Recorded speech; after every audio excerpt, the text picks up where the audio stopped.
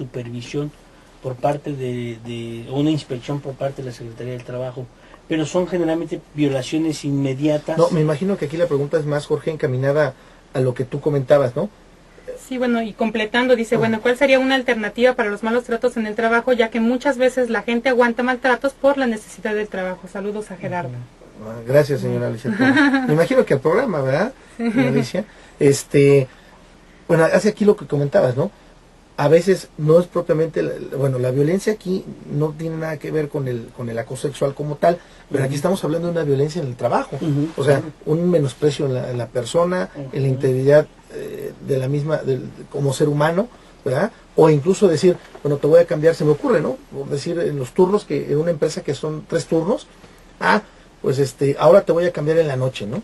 Ahora te voy a cambiar en la tarde, y cuando pues a lo mejor ya tienes un plan de vida, y eso por supuesto también es un acoso. Claro, empieza a afectar, entonces ahí empieza a generar una violencia. ¿Cuál sería una alternativa? Pues mira, esta, una alternativa es esa, por supuesto, es el acto de rescisión. ¿Por qué? Porque si tú quieres mantener tu trabajo sobre toda esta condición de violencia, pues obviamente va a ser pues es algo que tú estás decidiendo hacer, ¿no? Y que muchos lo optan. Entonces, ¿qué hago de manera alternativa? ¿Por qué? Porque yo quiero mantener mi trabajo.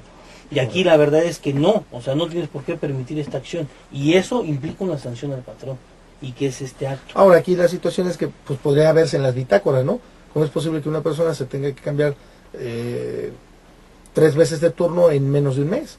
Claro, ¿no? Generalmente porque cuando a lo mejor no es igual tienen con ciertos todos. mecanismos de rotación, que si bien es cierto el patrón puede optar por designarte una jornada, pero lo cierto es que no nada más está basado en el hecho de la jornada, sino en muchas otras acciones, ¿no? Claro. Que es la necesidad de acreditarlo. Oye, nos habla el señor Juan Mejía, nos pregunta, ¿la liquidación en el trabajo se da tomando en cuenta como en cuenta el sueldo base o el que está cotizándose en el Seguro Social? Aquí hay varias situaciones. Porque sí, ¿verdad? Una cosa es el sueldo que te aparece en tu recibo y otra cosa es con el que estás dado de alta, ¿no? Ahí se convierten ya varios salarios, fíjate, hay un salario que es el salario base de cotización. Ese salario base de cotización es un salario que se convierte en el salario que se opta para presentarlo ante el Seguro Social y que posteriormente se integra con los factores de demás prestaciones que se reciban. Pero esto, como lo hace de manera unilateral el patrón, no se puede prever si ese salario es el correcto. En pocas palabras, el salario que tú percibes como salario diario de manera económica, ese es el salario que va a regir el pago de tu liquidación. Fíjate que ese es un grave problema, pero ¿no? Única y exclusivamente por cuanto ve a partes proporcionales. Por cuanto ve a las partes indemnizatorias, esto implica la cuantificación con un salario diario integrado. Y se integra con todas y cada una de las prestaciones que establece que tenga por recibir el trabajador como beneficio del servicio que le esté prestando. Porque luego puede darse el caso de que yo te doy de alta, se me ocurre con 100 pesos diarios, pero resulta que pues te doy una bonificación adicional, ¿no? Y una cosa es lo que aparece en tu sueldo como tal, más aparte una compensación, ¿no? Entonces ahí incluirían las dos. Sí, pero están obligados a pagar. En el caso concreto del señor Juan Mejía que nos comenta, se hace en base a la cotización del Seguro Social. No, en cuanto al salario que él percibe. Porque como tú bien dices, yo te doy en el Seguro Social de alta con 50 pesos o 100 pesos y estás ganando 200. Entonces, no, espérame, es con el que tú recibes, no con pero el que tiene que acreditarlo. En este caso el trabajador. El trabajador en este caso tendría que acreditar. Correcto. Okay. Tenemos otra llamada, es del señor Gustavo Ibarra, y él nos comenta que el acoso sexual es un problema social que se vive en Querétaro, tanto en el trabajo como en escuelas. En algunas universidades se ha visto este tipo de problemática contra las alumnas y maestras, y principalmente se da por parte de los extranjeros que estudian en estas universidades. Ese es el comentario de Gustavo Ibarra. Y Jorge, licenciado Jorge Jau, yo quisiera comentar o retomar un tema, un punto que habíamos mencionado hace rato, que habían mencionado hace ratito, en que muchas veces esta violencia laboral no solo se da del superior jerárquico, ¿no? Por parte del superior jerárquico, sino que muchas veces también se da con los mismos compañeros de trabajo, con quienes están al mismo nivel, simplemente por impedir que permanezca en el trabajo o por impedir el ascenso de cierta persona.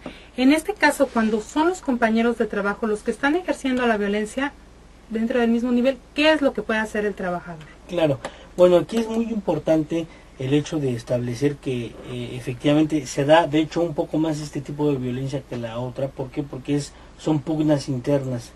Y este tipo de violencia es generada sobre todo, ¿por qué? Por mantenerse o optar por un puesto un escalafón mayor. Y lo que se hace en muchos casos es que realmente la persona que está ejerciendo esa agresión, es decir, tu compañero de trabajo que te está agrediendo a ti, él está incurriendo en una causa de rescisión. Y en este caso lo que tenemos que hacer es optar y buscar algunos mecanismos para que se pueda en su momento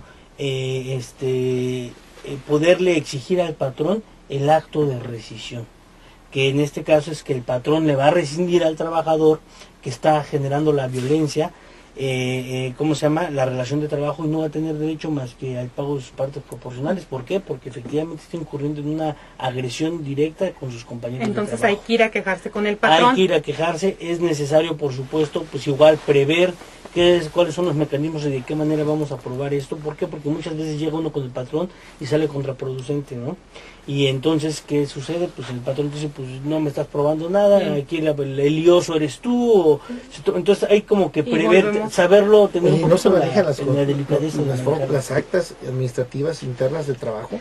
Fíjate que en muchas ocasiones sirven, pero realmente las actas administrativas, como es un acto que lleva a cabo el patrón, muchas veces no son suficientes para apoyar el acto de rescisión, ¿no? O sea, se limita única y exclusivamente al acto concreto, y no es suficiente para probar que esa persona pueda ser violenta con su compañero de trabajo. Pero digo, si es un precedente, ¿no? Sí, claro, sí, es que, y sobre todo más si ahora si tuviera sindicato, pues con mucho más razón, ¿no? Digo, claro. No estaría de menos el sindicato estaría obligado a asesorarlos y apoyarles desde esa naturaleza, ¿no? Sí, por supuesto. Porque, licenciado Jorge, fíjate que tenemos otra llamada del señor Rosendo Morales, que yo creo que nos expresa mucho el sentir de muchos trabajadores. Claro. Y él nos dice, si tomo la decisión de poner una queja en contra de mi patrón, ¿se tomarían represalias en mi contra? ¿Existe una supervisión para esto? Y bueno, ese es el primer temor que se tiene, el hecho de ser despedido. Claro, en este caso el acto de queja va enfocado, por supuesto, al acto de violencia, ¿no? O de agresión que se está generando. Y bueno, se supone que el acto que conlleva a esta agresión es terminarlo, y la manera de terminarlo es rescindiendo la relación de trabajo al patrón. Es decir, no va a haber una continuidad en la relación de trabajo y en consecuencia pues no hay nada que temer, ¿no?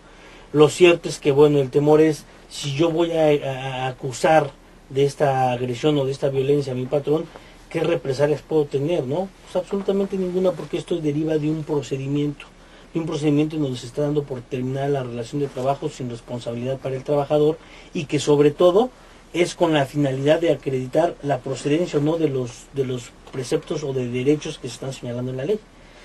Ahora, hay un organismo que se encarga de supervisar, pero sobre todo las relaciones de trabajo, pero no desde la parte personal, sino desde la parte de cumplimiento del pago puntual y oportuno, por ejemplo, de que se cumpla con las jornadas de trabajo, de que obren debidamente los contratos, de que la gente esté debidamente dada de alta ante el Seguro Social, es decir, muchas otras que son más enfocadas a auditorías laborales. Pero este organismo, que es una dirección de supervisión por parte de la Secretaría de Trabajo, únicamente se va a enfocar a este sentido. Entonces no nos podría ayudar en cuestiones de violencia. No se podría involucrar, ¿por qué? Porque no le corresponde. No está dentro de la ley dirimido este concepto, ¿no? Se limita única y exclusivamente a la revisión de las relaciones laborales. Sin embargo, aún haciéndolo saber, posiblemente puede dejar un antecedente, por ejemplo, esta supervisión, y sobre todo muchas veces hasta de manera grupal hay gente que dice que es que estamos siendo violentados, y queda el antecedente dentro de esta supervisión, y qué es lo que sucede, se pueden empezar a tomar como prever acciones para que en el momento en que se ejercite la acción de rescisión, automáticamente se echa abajo. Ya está comprobado. Sí, te apoyas en eso, ¿no? Correcto. Claro. Oye, dos preguntas más, que nos quedan menos de 5 minutos.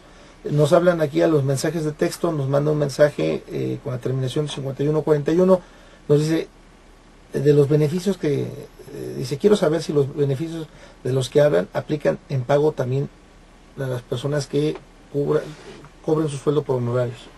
Bueno, aquí hay una situación bien importante. Es necesario separar esta condición.